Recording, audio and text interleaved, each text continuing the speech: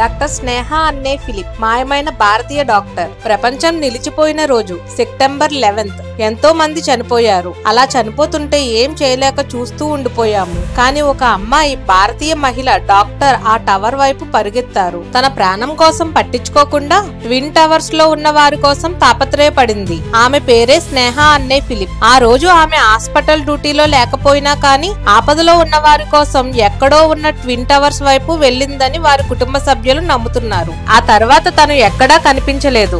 ఏమైపోయిందో తెలియదు. ఎలాంటి ఆధారాలు లేవు. తను మాయమవడానికి వెనుక ఎలాంటి కుట్రలు లేవు. ఎలాంటి క్రైమ్ లేదు. కానీ మిస్టరీ మాత్రం ఇంకా అలాగే ఉండిపోయింది. స్నేహ అన్నే ఫిలిప్ ఒక భారతీయ కుటుంబంలో కేరళకు చెందిన అమ్మాయి. ఆమె అమెరికాలో జన్మించింది.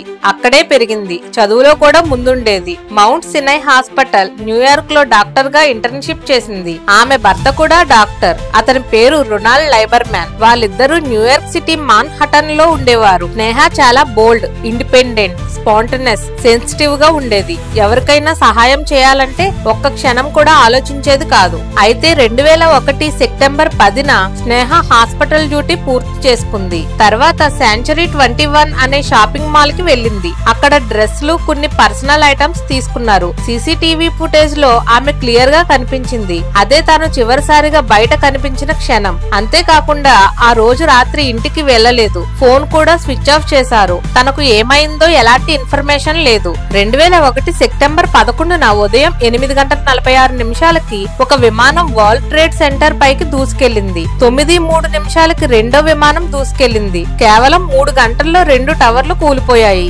వేలాది మంది చనిపోయారు. వేలాది మందికి గాయాలయ్యాయి. ఆమెకు ఆ రోజు హాస్పిటల్లో డ్యూటీ లేదు. కానీ ఆమె తన ఫ్రెండ్స్ దగ్గర ఉందా లేక మరెక్కడికైనా వెళ్ళిందా అనే విషయం తెలియదు. అయితే పోలీసులకు ఒక వీడియో దొరికింది. అదేంటంటే ఒక మహిళ డాక్టర్ మాస్క్ వేసుకొని మందుల కిట్ తీసుకొని కూలిపోయిన ట్విన్ టవర్స్ లో గాయపడిన వారికి సహాయం చేస్తుంది. చూడ్డానికి ఆ మహిళ స్నేహలా కనిపించిందని చెప్పారు. కానీ ఫేస్ మాస్క్ ఉన్నందుకు గుర్తుపట్టడం కుదరలేదు. అక్కడ కనిపించింది తనేనా కాదా అనే ప్రశ్నకి ఇప్పటికీ సమాధానం రాలేదు. అయితే పోలీసులు చెప్పిన దాని ప్రకారం స్నేహ అప్పుడప్పుడు పార్టీలకు వెళ్లేవారని, తన మీద హాస్పిటల్ కి సంబంధించిన కొన్ని కంప్లైంట్స్ ఉన్నాయని, తను ఇంటికి రాని రాత్రి తనకు ఏమైందో చెప్పలేమని చెప్పారు. కానీ స్నేహ కుటుంబ సభ్యులు ఇంకా తన భర్త చెప్పేది ఏంటంటే, స్నేహ ఎలాంటి పరిస్థితుల్లో ఉన్నా కానీ బాధలో ఉన్న వారిని వదిలి పారిపోయే అమ్మాయి కాదని, తన చివరి క్షణం వరకు సేవ చేసిందని నమ్మకం మాకు ఉందని చెప్పారు. అయితే ఆ టవర్స్ కూలిపోయిన తర్వాత వందల మంది DNA ఇంకా శరీర భాగాలు సేకరించారు.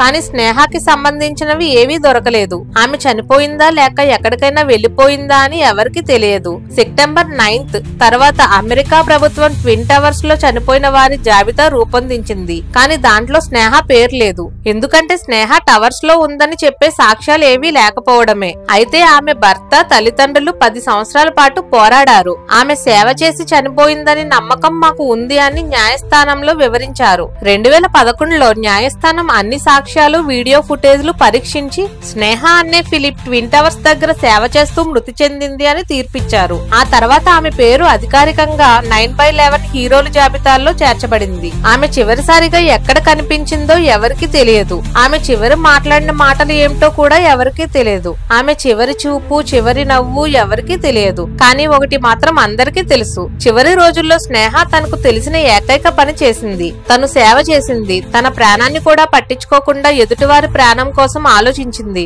ఆమె శరీరం దొరకకపోయినా, ఎలాంటి ఆధారాలు లేకపోయినా కానీ స్నేహ అనే పేరు మాత్రం ఎప్పటికీ గుర్తుండిపోతుంది. ఇలాంటి ఇంట్రెస్టింగ్ విషయాల కోసం ఛానల్ ని సబ్స్క్రైబ్ చేసుకోండి.